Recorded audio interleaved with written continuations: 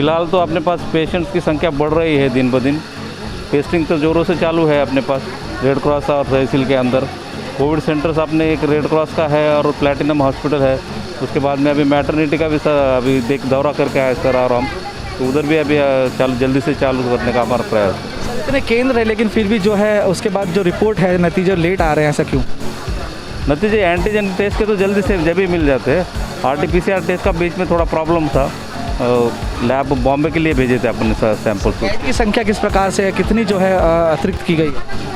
अभी बेड सामने यहाँ पे 62 है हमारे पास। मैटरनिटी के 50 आएंगे। उसके बाद में ये स्कूल नंबर 29 में 200 बेड्स है। टाउन हॉल का भी अभी चालू काम है, बाकी दूसरे भी काम चालू है अभी 2-3 जगह। रेमडेसिविर दवा जो कि स्टॉक में आनी थी सरकार द्वारा, राज्य सरकार द्वारा 1000 तक की मात्रा में, वो आई है या फिर किस तरीके से जो है इसकी आपूर्ति पूरी की जाएगी? अभी फ़िलहाल हमने कोशिश तो की है कि हमको मिले करके, हमने उसका ऑर्डर भी दिया है, लेकिन अभी तक कंपनी की तरफ से कुछ आया नहीं, तो इसके बारे में मैं कुछ बता नहीं सकता हूँ। सर क्या कहना चाहेंगे शहर के नागरिकों को कोविड की परिस्थिति को देखते हुए?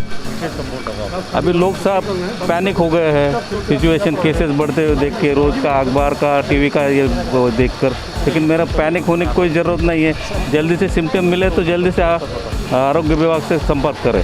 सर सिर्फ आपसे 2 सवाल रहेंगे कि किस प्रकार से तैयारी की जा रही है, और जो सवाल उठने लगे हैं कि कहीं ना कहीं कोविड को लेकर व्यापारी एक तरफ है, उसके बाद शहर में परिस्थिति जो है आपे से बाहर है, यंत्रणा पे सवाल उठने लगे हैं, तो क्या कहना चाहेंगे, किस तरीके से इसको देखा जाएगा? नहीं, यंत्रणा हमारी बराबर काम कर रही है। आज मैं कोविड का दौरा, मैं उपायुक्त साहब, एमओएच, हम लोग सब साथ में कर रहे हैं। जो बीच में डिस्कनेक्ट हुआ था उसको कनेक्ट कर रहे हैं हम लोग।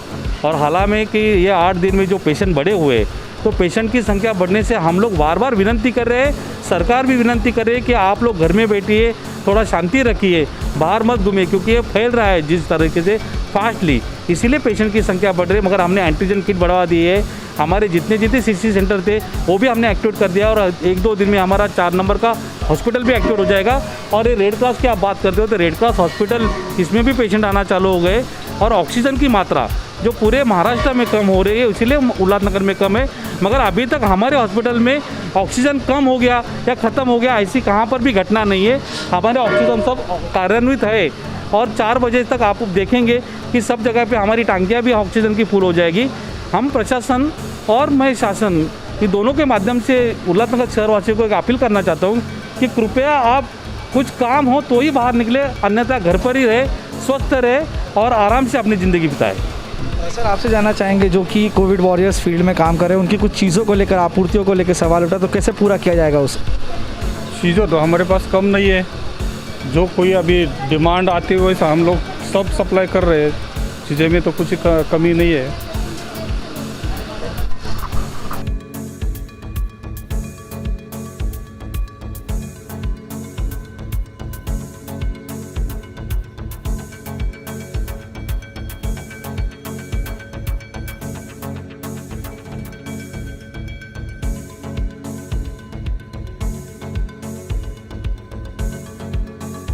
भी हमारे भारतीय जनता पार्टी के गट नेता और अध्यक्ष जमनू पुरस्वानी जी थे, महेश सुकरावनी जी थे, प्रदीप रामचंद्रन, महाराष्ट्र निर्माण सेना के बंडू देशमुख, मोनुद्दीन और संजय घुगे करके। तो इन लोगों के साथ और प्रशासन को, उपायुक्त हमारे आयुक्त कोविड पॉजिटिव है, अतिरिक्त आयुक्त कोविड पॉजिटिव है, DMC और आरोग्य हेल्थ अधिकारी पगारे साहब, इनको लेके हमने अभी स्टैंडिंग हॉल में बैठक की। उल्लासनगर की समस्या है, उल्लासनगर का चीज़ ये है, इंजेक्शन नहीं मिल रहे, रेमडेसिविर इंजेक्शन है वो नहीं मिल रहे। और दूसरी बात ये है कि उल्लासनगर जो प्राइवेट हॉस्पिटल है और हमारा गवर्नमेंट जो हॉस्पिटल है साई प्लेटिनम, यहाँ पे ऑक्सीजन की कमियाँ है। तो इसके बारे में हमने अभी बैठक आयोजित की थी, सबको आदेश दिए हैं तुरंत कैसा भी करके ऑक्सीजन का आप बंदोबस्त करें। और प्राइवेट हॉस्पिटल में ऑक्सीजन नहीं होने के वो बेड खाली हो रहे, तो वो पेशेंट का लोड जो हमारे ऊपर आ रहा है, वो पेशेंट के लिए तुरंत हमने 4 नंबर का हॉस्पिटल, इधर अपना रेड क्रॉस का हॉस्पिटल चालू करने की मांग की है। वो जल्द से जल्द ये 2-3 दिन में चालू हो जाएंगे और पेशेंट की जो समस्या है वो कम हो जाएगी। लेकिन नागरिकों को मेरी रिक्वेस्ट है कि नागरिक मास्क और सैनिटाइज़र का आप यूज़ करें, पब्लिक ज़्यादा बाहर नहीं निकले, जिसका काम नहीं वो मेरे ख्याल से घर में बैठे रहे। अपना जीवन है तो सब कुछ है, ये ख्याल में रखते हुए अपन घर से पब्लिक ने बाहर नहीं निकलना चाहिए। लेकिन जो जो व्यवस्थित कॉरपोरेशन की तरफ से करना ही वो कॉरपोरेशन के अगर हमने कॉरपोरेशन अधिकारी को बोला है आप चिंता मत कीजिए, जो भी आपके लेवल पे करना है आप कीजिए, हम आपके साथ में रहेंगे। पूरी भारतीय जनता पार्टी है, आरपीआई और हमारे महापौर भी आपके साथ में रहेंगे, आपको कोई टेंशन नहीं आएगी। आप खाली लोगों को सेवा देने का काम करो। और आज हमारी दूसरी तरफ से हमारी डॉक्टर लेने की, नर्सेस, वार्ड बॉय लेने की इंटरव्यू चालू है, उनमें भी हमने बोला है तुरंत के तुरंत आज या कल उनका इंटरव्यू ख़त्म करके उनको भी ऑर्डर दो और तुरंत उनको भी काम पे ज्वाइन करने के आदेश दो। तो ये अपनी जो यंत्रणा है वो काम करेगी तो पेशेंट का अपना कोरोना के ऊपर अपन काबू कर सकते हैं। इस बैठक में सत्ता पक्ष से कोई नज़र नहीं आया, भाजपा के साथ आप नज़र आए, जो कि विवाद भी चल रहा है। शिवसेना का भी हाल ही में एक विवाद आया था, तो वो जो है चीज़ इसमें देखने को मिली। महापौर नज़र नहीं आए। एक अहम बैठक यहाँ पे हुई जो कि सवाल उठाए जा रहे हैं जिसको लेकर। अरे महापौर हमारे अभी घर पे उनकी उम्र है तो आए नहीं आज, लेकिन मैंने बैठक लिया ना उप महापौर करके। मैं सत्ता पक्ष से कोई नहीं। सत्ता पक्ष कौन सा सत्ता पक्ष? सत्ता पक्ष में उल्लासनगर के महानगर पालिका के अंदर सब सत्ता पक्ष है। कौन सा सत्ता पक्ष नहीं? मैं डेपुटी मेरे, मैं सत्ता में हूँ। भाजपा के चेयरमैन बहुत है, वो भी सत्ता पक्ष में है। तो ऐसा कौन सा सत्ता पक्ष नहीं है? हाँ, शिवसेना के कोई लोग महापौर या कोई नहीं आए थे तो ठीक है, लेकिन हमको काम करना है। पिछली बार में अपने कोविड जो है ग्राउंड लेवल पे दौरा किया, जिस तरीके से शिवसेना जो है रेड क्रॉस में उन्होंने दौरा किया, 4 नंबर में दौरा किया, तो ये एक जगह पे बैठक हो रही है और एक जगह पे जो है दौरे किए जा रहे हैं आपूर्ति को करने के लिए। जिस तरीके से आपने ऑक्सीजन के लिए कहा, तो वहाँ पे जब रेड क्रॉस में गए थे तो वहाँ पर जो ऑक्सीजन की लेवल को कहा गया कि कंट्रोल में है, और आप यहाँ पर कह रहे हैं कि बंदोबस्त को जो है किया जाएगा। अरे विषय कंट्रोल में है, वहाँ पे स्टॉप नहीं है। ऑक्सीजन लेवल पे क्या ऑक्सीजन का बाटला नहीं लगा है वहाँ पे? जिधर जिधर हमारा ऑक्सीजन लगाने की ज़रूरत है, पहला ऑक्सीजन ही हमारे पास नहीं है। हमारे पास कल तक ऑक्सीजन ख़त्म हुई 1 बजे तक, अभी यहाँ वहाँ से ऑक्सीजन मिला है। अभी ऑक्सीजन की लेवल आने तक और 2-3 दिन चला जाएगा।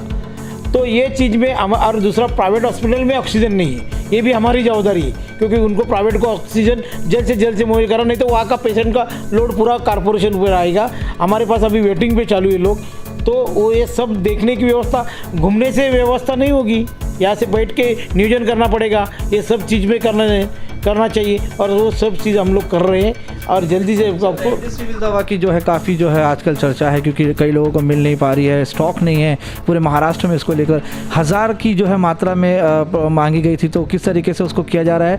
और कई जगहों पे अभी जो कि GR जिस तरीके से हैं कि अस्पताल को ही जो है इसका बंदोबस्त करना है, इसके बाद भी नागरिक जो है भटक रहे हैं मेडिकल स्टोर्स में, तो उसके लिए किस तरीके का निर्णय लिया जा रहा है प्रशासन द्वारा? प्रशासन, महाराष्ट्र गवर्नमेंट ने जो निर्णय दिया है कि जिस हॉस्पिटल में पेशेंट एडमिट होता है वहाँ से वो हॉस्पिटल का उन्होंने सिप्ला कंपनी या जो कंपनियाँ है वो कंपनी को मैसेज डालना है और उधर से उनको कलेक्ट करना है ना, ताकि महानगर पालिका से उनको मिलेगा। महानगर पालिका के हमने जो डायरेक्ट मंगाए हैं वो हमारे पेशेंट जो एडमिट है उनके लिए है, लेकिन कई दिनों से ऐसा चालू है कि महानगर पालिका में एक इंजेक्शन है और मिल नहीं रहे। उसका जो सामान्य लोगों में एक बवाल बना है वो गलत है। हमारा इंजेक्शन या हमने जो मंगाए हैं वो हमने हमारे पेशेंट जो हमारे पास एडमिट होते, हमारे जो कॉरपोरेशन के जहाँ हॉस्पिटल है उसमें वो इंजेक्शन दिए जाएंगे, ताकि ना कि प्राइवेट हॉस्पिटल में दिए जाएंगे, क्योंकि प्राइवेट हॉस्पिटल में अपनी खुद की यंत्रणा खड़ा करने का काम अभी उन्होंने गवर्नमेंट ने किया है और उनको डायरेक्ट कंपनी से टच होने के लिए बोला है। और गवर्नमेंट, और क्या होता है किसी पेशेंट, सादा पेशेंट रहेगा तो भी डॉक्टर जानबूझ के इंजेक्शन मंगाता है, तो ये पूरा फॉर्म भर के वो कंपनी को भेजना है, कंपनी चेक करेगी और तुरंत उसको इंजेक्शन भेज देंगी। किसी रिलेटिव को कहाँ पे जाने की ज़रूरत नहीं पड़ेगी।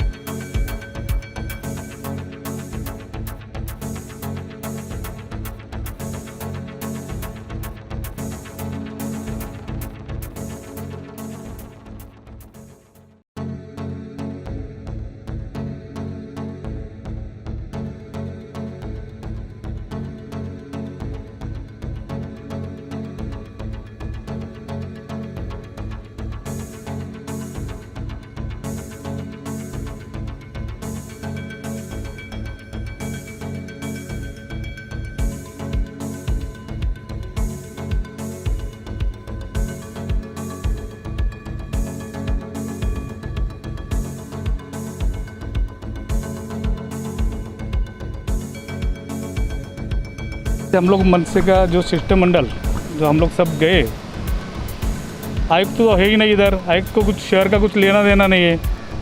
उल्लासनगर शहर में अब जिस तरह से कोविड के पेशेंट बढ़ रहे हैं, लोग हॉस्पिटल में जा रहे हैं, प्राइवेट हॉस्पिटल में जा रहे हैं, उधर अगर डिटेक्ट हो गया कि इसको कोविड है तो हॉस्पिटल वाले बोलते हैं इधर इसको शिफ्ट करो। अरे शिफ्ट करके कहाँ जाएगा पेशेंट? उसकी ऑक्सीजन लेवल 80-85 ऐसी है, ऐसे हालत में अगर शिफ्ट कहाँ करेगा? और हॉस्पिटल वाले बोलते हैं इसको शिफ्ट यहाँ से भगाओ, कहाँ भगाएगा? उनको रेमडेसिविर नहीं मिल रहा है, ऑक्सीजन नहीं है, प्राइवेट वालों के पास भी ऑक्सीजन नहीं है। ऐसी जो बहुत सारी जो समस्या है शहर की, ये सभी समस्या लेकर हम लोग यहाँ पर आए थे। उपमापुर और बाकी पगार थे, उपायुक्त नाइकवाड़े साहब थे, और इनके साथ में हम लोग बैठक करके इनको बोला कि बेड बढ़ाना चाहिए। जो प्राइवेट वाले कुछ अगर बेड कोविड का हॉस्पिटल अगर ओपन करना चाहते तो उनको भी परमिशन देना चाहिए, और उनको बोला कि रेड क्रॉस जो है वहाँ पे जो ऑक्सीजन की सुविधा करो, उधर स्टाफ बढ़ाना चाहिए। अभी कुछ डॉक्टर्स के जो इंटरव्यू चालू है तो उनको हम लोग कहा कि इमीडिएट उनको अपॉइंटमेंट लेटर देके और उनको वहाँ पे जो रेड क्रॉस है वहाँ पे तुरंत स्टाफ बढ़ा के और वहाँ पे भी बेड की सुविधा करनी चाहिए। आपसे कहना चाहेंगे जिस प्रकार से दुकानों को लेकर जो कि लॉकडाउन भी लगाया गया था उसका भी विरोध किया गया था, अब हाल ही में जो कि इस तरीके से माहौल है तो कहीं ना कहीं सवाल उठते आ रहा है कि पहले जैसे समय देखने को मिला था फिर से वही आया है, तो क्या कोशिश रहेगी? कितने दिनों का आश्वासन दिया गया है? वरना महाराष्ट्र नवनिर्माण सेना की क्या प्रक्रिया रही? सबसे पहले तो प्रशासन हर लेवल पे फ्लॉप हो चुका है। आज उल्लासनगर स्टेशन शहर की एक्टिव पेशेंट की अगर अपन संख्या देखते तो कल्याण डोंबिवली की एक दिन की संख्या के बराबर भी नहीं है। 3000 के अंदर हमारे पास एक्टिव पेशेंट है। उन लोगों को अगर हम सुविधा नहीं दे सकते, कल अगर ये संख्या 10,000 पे चली जाती या तो हाहाकार मच जाएंगे, लोग मरने लगेंगे। आज प्राइवेट हॉस्पिटल में ऑक्सीजन नहीं है, महापालिका के हॉस्पिटल में ऑक्सीजन नहीं है। ऑक्सीजन के कल मैं खुद कलेक्टर साहब से मैंने बात किया, उन्होंने बोला रिक्वायरमेंट आएगा तो ऑक्सीजन देंगे। उसके बाद में बेड का बहुत बड़ी प्रॉब्लम चल रही है। प्राइवेट वाले 50-50 हज़ार 1-1 लाख रुपए डिपॉजिट मांग रहे हैं, रेमडेसिविर नहीं मिल रहा है। प्रशासन को बात किया जाता है वॉर रूम में फ़ोन करो, वॉर रूम में 2-2 घंटा रिप्लाई नहीं आता है। ये जो हेल्थ ऑफिसर है यूएमसी के, वो फ़ोन करके बंद करके बैठ जाते हैं। ऐसे टाइम पे इस पूरी सिस्टम पूरी फ्लॉप हो चुकी है। आज प्लैटिनम में 30 वेंटिलेटर है, 30 वेंटिलेटर से कुछ नहीं होने वाला है। यहाँ पे आज कम से कम 100-150 वेंटिलेटर की ज़रूरत है। अगर जब पेशेंट की ऑक्सीजन लेवल 90 के नीचे चली जाती है तो ऐसे टाइम पे उसको बाइपैप का ज़रूरत पड़ता है। बाइपैप कहाँ पे है? आज पेशेंट दर दर भटक रहे हैं, लोगों के पास पैसे नहीं है। ऐसे ही लॉकडाउन से 13 महीने से लोग परेशान हैं। बार हम लोग मार्केट बंद कर रहे हैं, दुकानें बंद कर रहे हैं, व्यापारियों की हालत ख़राब है। आम आदमी का जीना आराम हो गया है। जो रोज़ कमाते रोज़ खाते वो कहाँ जाएंगे? प्रशासन अगर 3000 लोगों का नियोजन नहीं कर सकता है तो मैं तो बोलता हूँ ये सब फ्लॉप है, इनको सुधरना चाहिए। हम इनको 2 दिन देते हैं, 2 दिन के अंदर अगर पूरी सिस्टम ट्रैक पे नहीं आई तो महाराष्ट्र नवनिर्माण सेना अपने तरीके से इन लोगों को सबक सिखाएगी। बाद में जो भी होगा वो देखा जाएगा।